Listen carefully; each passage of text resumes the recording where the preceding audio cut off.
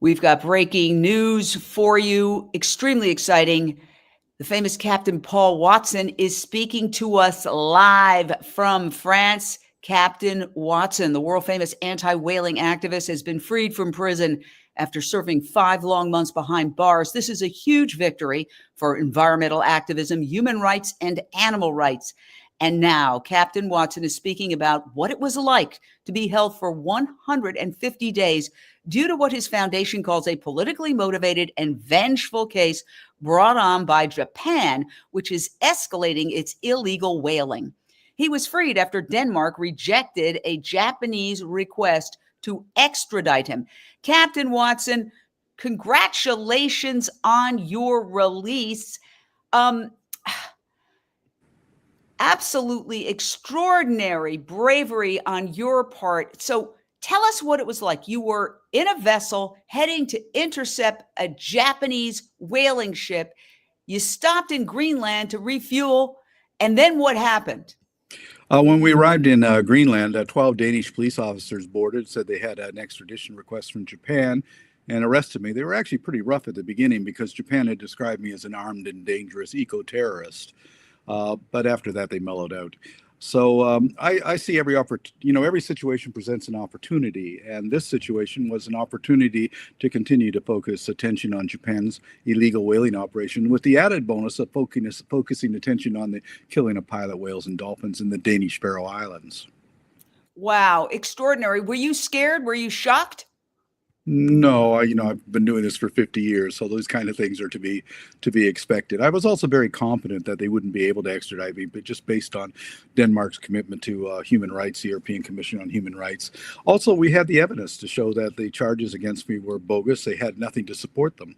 The problem is it took them 2.5 months to even look at the evidence before I was even interrogated by the police. So it became a real diplomatic, political issue.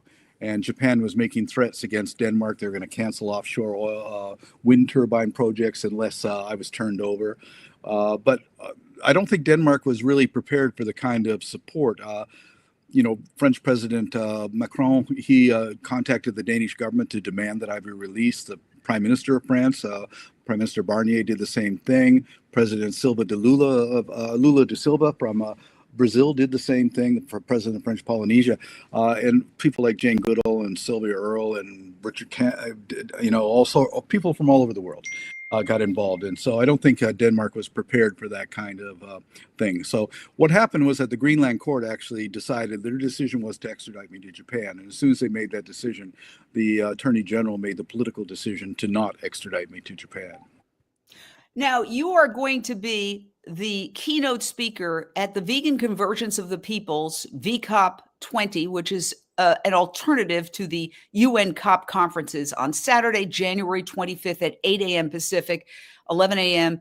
Eastern. I urge everybody, register for this extraordinary conference. You will be able to hear in depth what Captain Watson not only went through, but what his plans for the future are. And there's a whole array of extraordinary speakers. So definitely register for this convergence. Now, I want to introduce Tami Hay, who is organizing this conference amongst others, and she is with Million Vegan Grandmothers. Tami, take it away. What do you have to say, and what's your question for Captain Watson? Yeah. Hi, Paul. Captain Watson, it's such a privilege to be here, and we do know the outcry of support. And I did hear you also say that there was so much publicity brought to the forefront from this imprisonment, so that there was some good being done. So our convergence is about rewilding, and it would be absolutely amiss to not have one of our main heroes who is protecting and wanting the oceans to be left alone to rewild. What do you see happened? Maybe not for the benefit of us and the detriment to the minke whales and the other whales that were hunted, the fin whales, but also the trawling that has gone on, the bottom trawling of the oceans, where when we talk about rewilding, people often don't think about the bottom of the ocean floor and the animals that contribute, the mammals in the ocean. So I don't know if I really asked a clear question, but I wonder if you could just speak on that. Thank you, Paul. Well, at the 2015 COP conference in Paris, what I put forward was a recommendation that we have at least a 75-year moratorium on all commercial heavy gear fishing. We have to shut it down or else the oceans are going to die. It's as simple as that. We're just overfishing, over exploiting everything. And one of the most pressing threats to our survival is one that people don't even think about. And that is that since 1950, there's been a 40% diminishment in phytoplankton in the sea. And phytoplankton provides 70% of the oxygen in the air we breathe and sequesters enormous amounts of CO2. It also is the foundation for the entire food chain in the sea. If phytoplankton were to disappear from the ocean, we die. We simply don't live on a planet without phytoplankton. And why is it being diminished? It's because we're diminishing the numbers of whales and seals and seabirds and everything, and they provide the nutrient base for the phytoplankton, the iron, the magnesium, and the nitrogen, which comes primarily from the feces of these animals. So whales are in many ways the farmers of the ocean, and they're fertilizing these incredibly large crops of phytoplankton, which benefit every living thing on the planet. Let me ask you this question, because first of all, I am just stunned that you're so, I have to say, blasé about 150 days behind bars. The heroism there needs to be acknowledged, because that is absolutely extraordinary. And my understanding is that you felt that this entire ordeal and saga actually helped your cause. Here's your quote. "It is obvious to me that Japan is seeking revenge for the international humiliation caused by the Whale Wars TV series reporting our actions against illegal whaling." So tell us what you think was the real story here, why Japan's after you, and why it helped your cause for you to be stuck in jail for 150 long days. The Whale Wars show humiliated Japan. It exposed their illegal activities to the world, and they were extremely angry. They want their revenge. This is really what this is all about. Today, actually, the Japanese foreign minister called in the Danish ambassador to Japan, basically to dress him down and said, "What'd you do this for? Why did you release him? We told you we wanted him." And so they're extremely angry. I mean, when they start talking about my case at the highest circles, the prime minister, the foreign minister's office in Japan, you know that it's extremely political. And this is really what it's all about, is the public international humiliation that we cause them by exposing to the world what they were doing in the Southern Ocean Whale Sanctuary, and what they continue to do by targeting endangered and threatened whale species like fin whales, for example. But why do they want to do it? I mean, why is it that Japan, a very modern country that is on the forefront of so many technological, why are they obsessed with whaling? It's crazy to me. Well, the Japanese people are not. Less than 1% of the Japanese people consume whale meat. And there's about 8,000 tons of whale meat in refrigerated warehouses right now, which they can't sell. But the reason for this is because the Japanese whaling company is owned by the Japanese government. And this board of directors are all these former politicians who get six-figure salaries. You end whaling, you end their jobs. Plus, the crew that are provided to these ships are all from unions that are controlled by the Yakuza, the Japanese mafia, who have a lot of influence in the Japanese government. So it really comes down to corruption and vested interests. It certainly doesn't do the Japanese people any good. It gives them an incredible bad reputation around the world. Now, the other thing that the Japanese will say, well, this is our food security in case there's some sort of apocalyptic event, like Godzilla invading Tokyo or something. They'll be able to fall back and say, hey, look, we got the storehouse of whale meat so we can survive. That's the fantasy that they keep putting out there.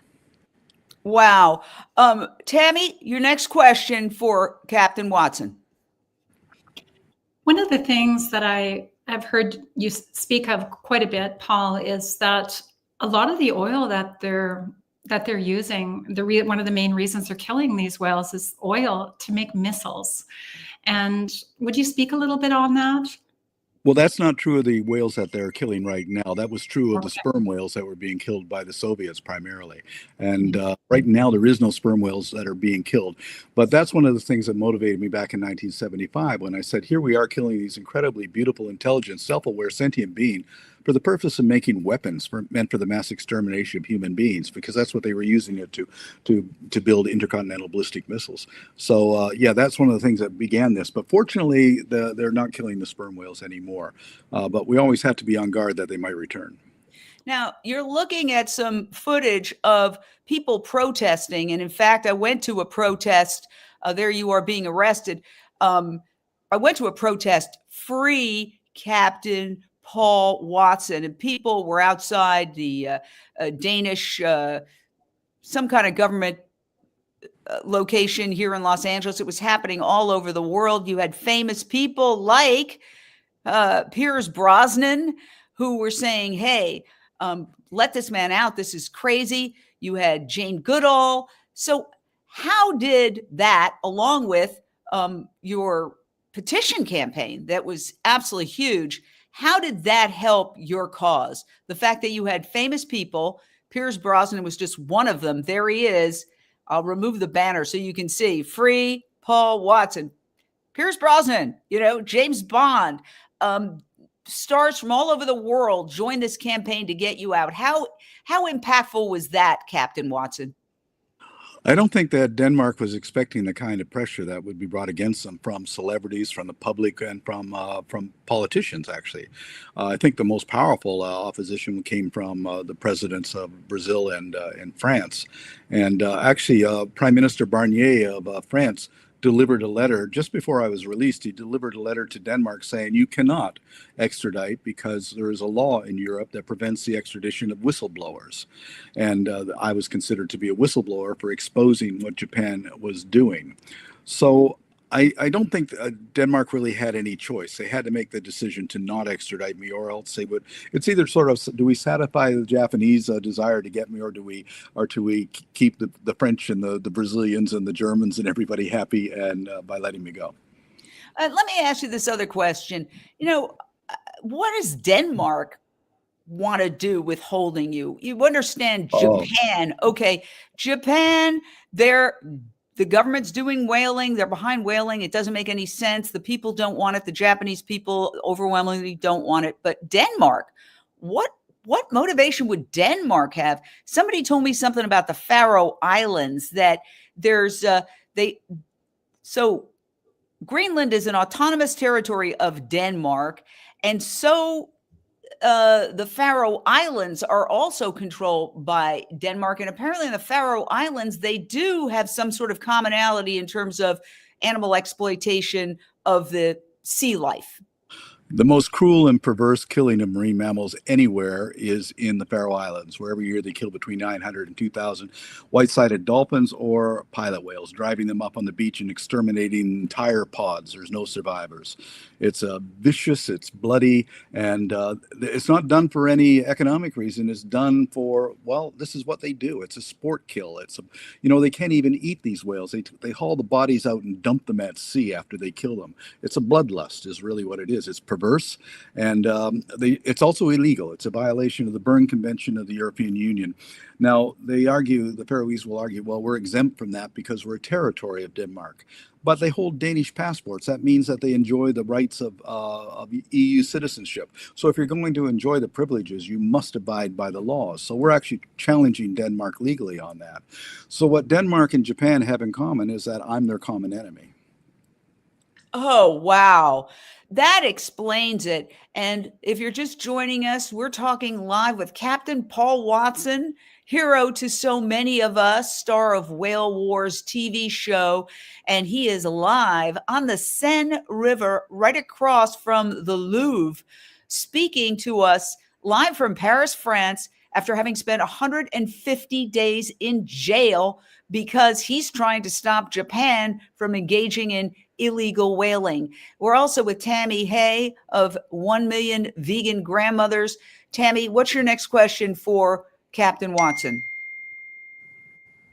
Paul, our next convergence coming up is about rewilding. And you talk a lot about aggressive nonviolence. So let's say we were able to have some miraculous recovery in our consciousness as a humanity, and we started protecting the oceans and allowing them to rewild. What would we need to do in the meantime till everyone came into alignment? And could you explain a little bit about aggressive nonviolence? Well, I established aggressive nonviolence as a philosophy, a strategy, really, back in 1977. What that means is to directly intervene nonviolently to not injure anybody, but to aggressively shut down things like through blocking or harassment, or even if we have to damage the equipment which is being used illegally. Over the last 50 years, I've never been convicted of a felony crime. I've never injured anybody, and this is a strategy of aggressive violence. I guess the best way to explain aggressive nonviolence, if a poacher is about to shoot an elephant and you walk over and you smack the rifle out of his hand and destroy the rifle, you destroy the rifle, but that's an act of nonviolence. There's nothing wrong with destroying a sentient object which is being used to kill a living thing.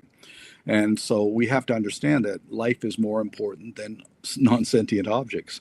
So I've been very careful over the last 50 years to operate within the boundaries of international law and of practicality. And that's one of the reasons why, I've never really been convicted of a crime, although I've been jailed many times, but we always win on that because we do understand the law. A few years ago, I was invited by the FBI to come and give a lecture to the FBI in Quantico. They actually paid me to come do it. And at the end of the lecture, they said, well, you're walking a pretty fine line when it comes to the law. And I said, well, does it really matter how fine the line is as long as you don't actually cross the line? And we don't cross the line. And they had to agree with that. Captain Watson, I'd like to ask you right now here in Los Angeles, we're in the midst of an apocalypse, really. I've been a reporter in California for 35 years. I've covered earthquakes and the riots and a lot of other big events. This is worse than possibly all of them combined. It is just, there's no words, the devastation here. And of course, climate change is the ultimate reason why this is happening. And yet it's so difficult for people to make the connection. And particularly that it's not just fossil fuels, that animal agriculture is the big missing link to the climate solution. And the UN COP conferences just ignore this issue. This is why there is an alternative VCOP that we're trying to promote people to go to, that you're the keynote speaker at. And I'll just put that up once again so people can sign up for it. But what is it going to take for people to make the connection so that they will actually stop the thing that is destroying their lives? In other words, there's so many people who are victims today, but in a sense, they're also participants if they're eating animals, there's a very good argument to be made that it is the leading cause, not just a leading cause. But let's just play it safe and say a leading cause of climate change, animal agriculture. What is it going to take, Captain Watson, for people to get it? Well, factory farming and animal agriculture produces more greenhouse gases than the entire automotive industry. So, yes, it is probably the major contributor in that way. It's also factory farms are a major source of zoonotic transmission of viruses and the emergence of diseases. There's a lot of problems insinuating. Well, what is it going to be taking? In 2015, I wrote a book called Urgent on saving the oceans to address climate change. And I actually predicted that these fires would hit California and Spain and other places like that. The storms will get greater, the fires will increase in intensity. This is all going to get worse and worse and worse. Actually, Southern California is going to be unlivable. Most of the Caribbean area, Florida, is going to be unlivable. And people still are denying it. I think James Wood today said, well, it's got nothing to do with climate change, but he lost his house. So it's, sometimes I refer to people as our species as Homo arrogantus ignoramus. We're arrogant and we're ignorant. Tami, your next question for Captain Watson. I'd like to stay on this train a little bit. Paul, one of our grandmothers wrote a book called Homo Ahimsa, Who We Really Are and How We're going to Save the World. And yet we don't see a lot of shifts happening. So what do you think it's going to take before we leave the oceans alone and start protecting them? What tipping point? I think what it's going to take is Mother Nature giving us a really, really good kick in the rear end. And, because There are three basic laws of ecology. The first is the law of diversity. The strength of an ecosystem is dependent upon diversity within it. The second is the law of interdependence, that all species within an ecosystem are interdependent with each other. And the third is the law of finite resources. There's a limit to growth because there's a limit to carrying capacity. And when one species steals the carrying capacity of all the other species, that causes diminishment in both diversity and interdependence, and that leads directly to collapse. So what would you say? I just did an interview this week with the U.S. head of Veganuary, arguably the most successful campaign to encourage people to try vegan, millions and millions of people impacted. And what they said was, because they say try vegan, that the pressure is off. For example, I'm a recovering alcoholic, 29 years sober, God willing, knock on wood, glass. April 1st, I'll have 30 years sober. It was one day at a time. If somebody had told me 30 years ago you could never have a drink again, I wouldn't be able to handle it. So I understand their philosophy. It's very effective, just telling people try vegan for a month. Nevertheless, the clock is ticking. Sir David Attenborough has an incredible documentary talking about there's only about 9 boundaries. We're crashing through 6 of them. The collapse of the ice caps, wildlife extinction, etc. We don't have time for a leisurely stroll. This culture really has to transition as a global culture to plant-based, according to a lot of experts, including Dr. Silas Rao, the founder of Climate Healers, in a pretty short period of time, or we're finished. I mean, the planet will survive us, but it could become, look, delivery people are already collapsing, in Arizona because it's 100 and whatever degrees, 110 degrees when they're trying to deliver heavy packages. I mean, what is your solution in terms of, you've been so effective in convincing people, for example, to wake up to the dangers of letting our oceans collapse? What can we do as the clock is ticking, Captain Watson? Well, getting people to stop eating meat is certainly a solution because, 40% of all of the fish that are taken out of the ocean are not eaten by people. It's rendered into fish meal, which is fed to chickens and pigs and farm-raised salmon. So we're literally destroying life in the ocean to support these factory farms to keep them going. I mean, to sacrifice 90 billion animals a year is obscene, but we're out of touch with all of that. No, most people, it's the grocery store. They go there and they get their hamburger and they don't think anything of it. So it's a way of us sort of separating ourselves from the natural world. But we can only do that for so long before the laws of nature deal with us. When people say, well, I'm a carnivore, sort of like a tiger or a wolf and everything. I said, no, you're not.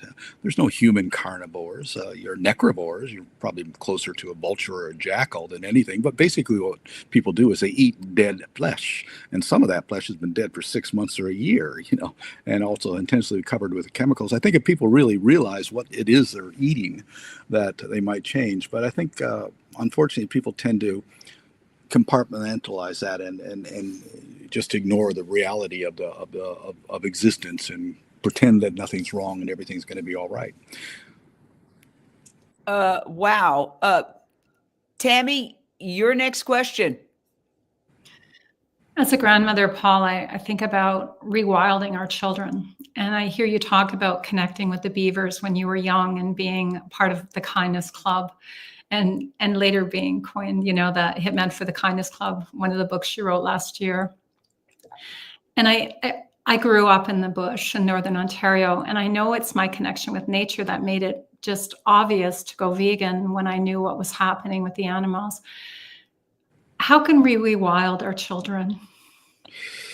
Well, it's education, but it's going to be very difficult. But I found that's why I'm writing children's books, because the best time to reach people is when they're under 5. And if you can get to them then, and then they start to, because children have an intuitive understanding of all of this. And so it's very easy to educate children when they already know that is the truth of how life works. And I'm finding that the younger generation is becoming much more active than my generation or generations before us. And there's a good reason for that, because their future is uncertain. at my age, it was pretty good idea that I would have a future, but young people today don't no longer have that security. So that's why more and more young people are getting involved, or they're just ignoring it and dropping out and going on drugs or whatever. But good many of them are getting involved. And as I tell everybody, the way to change the world is through the application of courage, imagination, and passion. And find what you're passionate about and pursue it.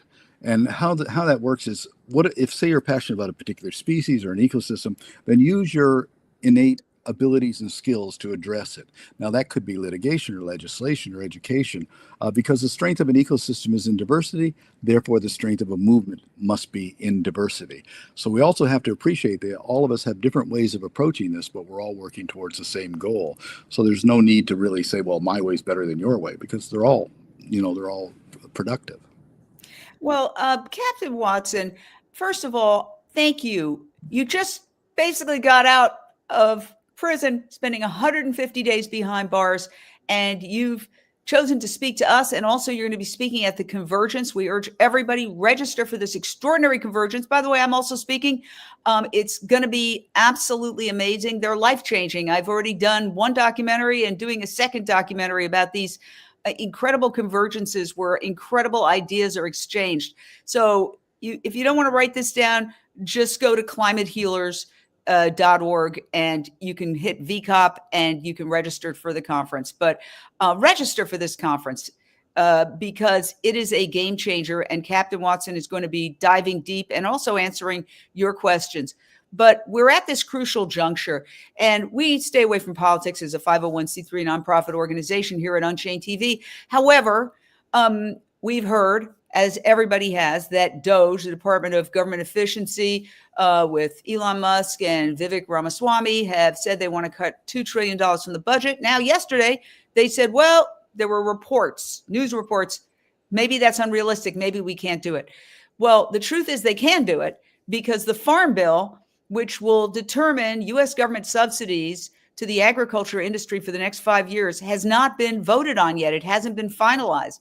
And packed in there is an extraordinary number of billions of dollars of subsidies for big agriculture. People think the farmers. No, it's not some guy in overalls and a rake. It's these giant companies, some of them multinational or foreign companies, that are getting these subsidies to keep producing the commodity crops that go into the bad food, the fast food and the junk food, the $2 cheeseburgers and milkshakes that would otherwise cost $20, $30 if the government didn't subsidize it.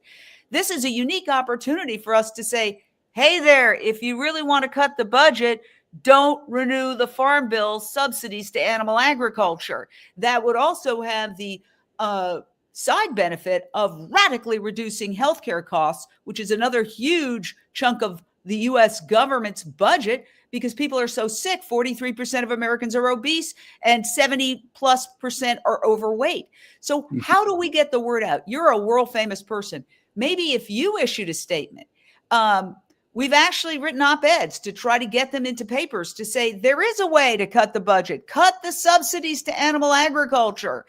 But it's very hard to get through because the mainstream media, which is advertiser based, primarily fast food and pharmaceuticals, will not carry that message, because it's those very industries destroying our planet that's keeping their lights on. Would you be willing maybe to, I think if you said it, the heads of DOGE might listen.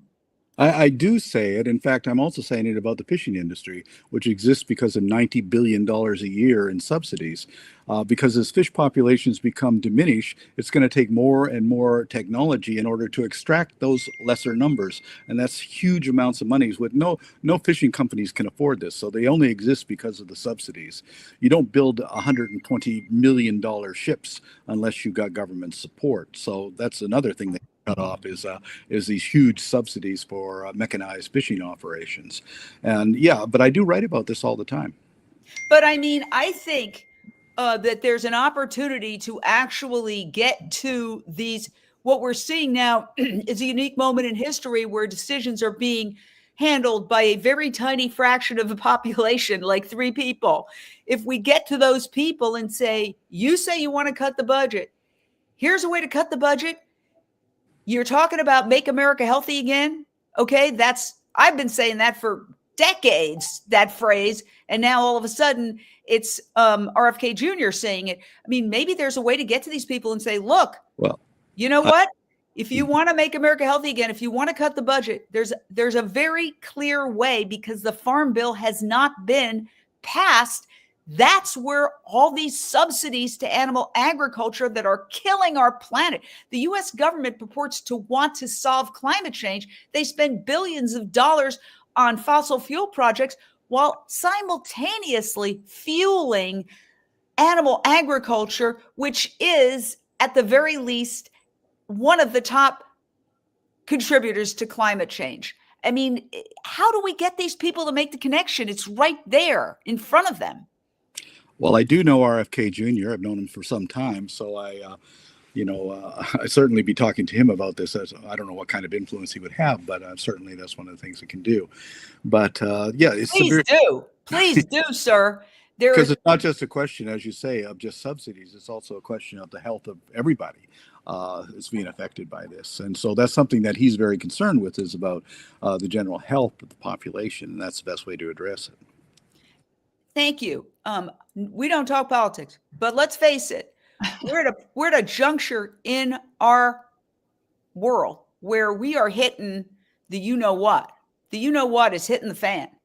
I mean, there's an apocalypse in Los Angeles right now. As I said, I've covered Los Angeles as a reporter for 35 years. Nothing like this has ever happened. Entire neighborhoods have been wiped out. It's a war zone. And this is just the beginning. And people say it's too soon to talk about the cause. No, right. It's not too soon. The cause is climate change. There was a woman who was a victim who was on CNN who said as much. They're talking to her, what I call disaster porn. Oh, it's terrible. The fires, the floods, the this, the that. And she said, hold on a second. This is on live on CNN. She goes, we got to talk about the cause, climate change. This is caused by climate change. She's like, it's like that movie, Don't Look Up. She was like trying, and they're like, thank you so much. Okay, coming up next. I was like, oh my God, we have to get our heads out of the sand. She said that actually. She said that quote, we have to get our heads out of the sand. There's a lot of really stupid people around. After the hurricane that happened in Florida, they were interviewing a woman on the street about it. And they said climate change. She says, no, this is all about God being upset with us because of homosexuals. You know, when you have that kind of mentality, it's pretty hard to get through to people. Right. But the reason I bring it up is that, you know what they say, politics makes strange bedfellows. And I also firmly believe in the law of unintended consequences. So you have these people who say, forget about their politics for a second. We want to cut $2 trillion from the budget. Okay. Now, NBC News just reported yesterday or the day before that, well, they say they can't find it. There's too many programs that are locked in. Yes, you can. The Farm Bill has not been passed. It is packed with estimates are over $1 trillion if you expand it out to 10 years. And then if you consider how this junk food that the U.S. government is subsidizing with its subsidies to big ag is creating a healthcare crisis that's also costing billions. You get rid of those subsidies, you solve a lot of problems. It's like the 2080 rule. This is the 2080 rule in action. And we've been having meetings trying to figure out how do we let these people, these decision makers know there is a way to cut it, make America healthy again, and actually solve a lot of these problems, because the U.S. government, with its subsidies to animal agriculture, is creating the climate crisis. It's just, to me, unfathomable that we can't get people to make that connection. So I don't want to overdo it with this issue, but to me, it is like the most important issue on the planet right now. So I'll just give you one more opportunity to respond to that, sir. And thank you for indulging me. It wasn't what we planned on talking about, but it's true. I mean, it's the oceans as well that are being destroyed. Well, climate change to me is the second most important issue. The first most important issue is what's causing climate change, and that is the incredible escalated diminishment of species and the interdependence of all those species. So we're losing species after species every day. And when you look at this planet is a spaceship, and it's on this incredible voyage. And every spaceship has an engineer that engineers that maintain the life support system. And that life support system provides us with the air we breathe, regulates climate and temperature, provides all the food. And that life support system is maintained by engineers. And we humans, we're passengers on spaceship Earth. We're just amusing ourselves. But what we are doing is we're killing off the engineers. We're murdering them. We're wiping them out. And there's only so many engineers you can kill before all that machinery begins to fall apart. A world without bees, a world without worms, a world without trees, a world without whales is not a world that's going to support us. They are the engineers of spaceship Earth, and we have an obligation and responsibility to do everything to defend and protect them. Tami, what are your thoughts on all of this, and your final question to the amazing Captain Paul Watson? Well, thank you. Wow. Jane and I were just talking about glyphosate when we started this interview, and I heard you say one time that you're not an eco-terrorist, Paul, because you never did work for Monsanto. So when we're talking about annihilation of species diversity on Earth and in the ocean, big shout out to you and Jane. You also said once, or probably many times, that a camera is a much more powerful weapon than a gun. And here are you and Jane using cameras and footage to bring truth to the forefront. So my question would be,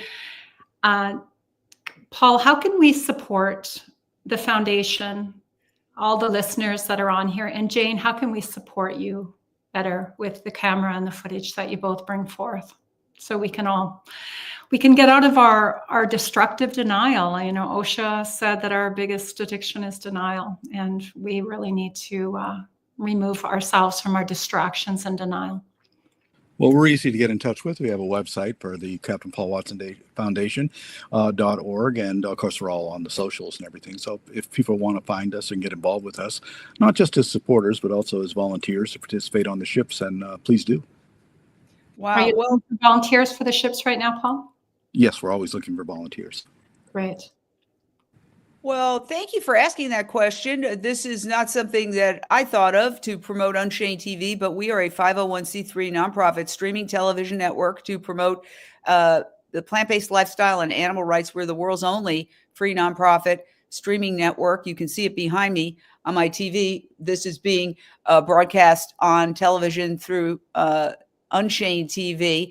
And I could basically show you a video that kind of explains what we do. So it's a vegan Netflix. Okay, that's the craziest thing I've ever heard. I love Unchained TV. Unchained TV. Your life will change. It's just that easy.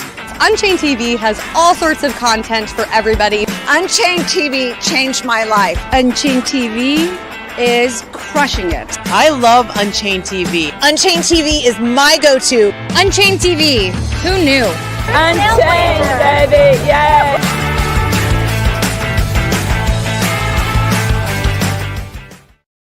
And we're expanding into fast channels as well, which will put our content, more than 2,000 videos at this point, on platforms all across the globe, and also expanding to other languages. So you can just go to Unchained TV if you want to get involved and become a team member by becoming a monthly donor. I wasn't planning on saying that, but since you asked, I answer the question. Captain Watson, let's get back to you and your heroic journey. What is next? You have said that your incarceration helped your cause by literally alerting the world to a subject that maybe people had forgotten a little bit. So now that the world is aware of the continuing struggle to save the whales from whaling, because I think a lot of people thought, well, we're done with that. You know, like people aren't whaling anymore. No, unfortunately, Japan has built a new whaling vessel, and for some perverse reason is hell-bent on whaling again. What's next for you and the Captain Paul Watson Foundation? Well, I have one ship in Bermuda, which is prepared to go to Iceland to intervene against their whaling operation. in June. And then I have the other vessel, the Banderos, in Australia, and we'll be prepared if Japan returns to the Southern Ocean. And so we're also opposing the killing of the pilot whales and dolphins in the Faroe Islands, and we're opposing Norwegian whaling. So there's 4 whaling countries, and it's been my lifelong ambition to eradicate whaling, and we've done about 90% of it. So it's really the final 10% that we have to take care of. And what about the other sea animals, the seals, the sea lions? Well, I'm working in partnership with Sea Shepherd France and Sea Shepherd Brazil. And with Brazil, we're working to protect dolphins in Amazonia. And with Sea Shepherd France, we're going after super trawlers, protecting turtles on the island of Mayotte in the Indian Ocean, also protecting orcas off of Iberia.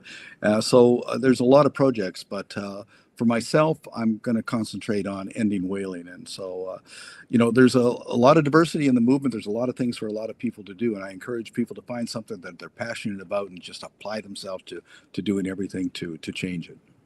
Well, while you're talking about that, I could tell you that they say charity begins in the home. I happen to live in Marina del Rey, California, where they have come up with a phony restoration, and they're trying to bulldoze LA's last coastal wetlands, home to 1,700 species, including threatened and endangered species, claiming that the land is dead and dying and they're going to restore it. It's incredible, cynical project. We went to court, some community groups, and we got the environmental impact report thrown out, but they still are fighting to continue this phony restoration. And so just put it on your radar. It's the scam restoration of the Ballona wetlands, where Mother Nature has restored it. And there's 1,700 species, including threatened and endangered species, living beautiful lives there. We see them every day. And this is actually our government that is spearheading this campaign to, quote unquote, restore this area. So it's so sad that, as you said, Captain Watson, our planet wildlife extinction is it's a crisis. We are racing to extinction.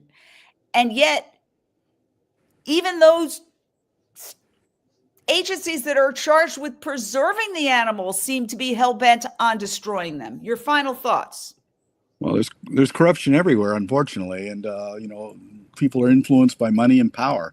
And I had that with my own organization, Sea Shepherd. It was a hostile takeover because we were providing people who had nice, comfortable jobs and job security, and I was a threat to that. I was considered too controversial, too confrontational. So they forced me out of the organization I created so that they could enjoy their mainstream jobs. Now they've abandoned all of our previous strategies, and now they just do nice, safe campaigns in order to keep the donations rolling in.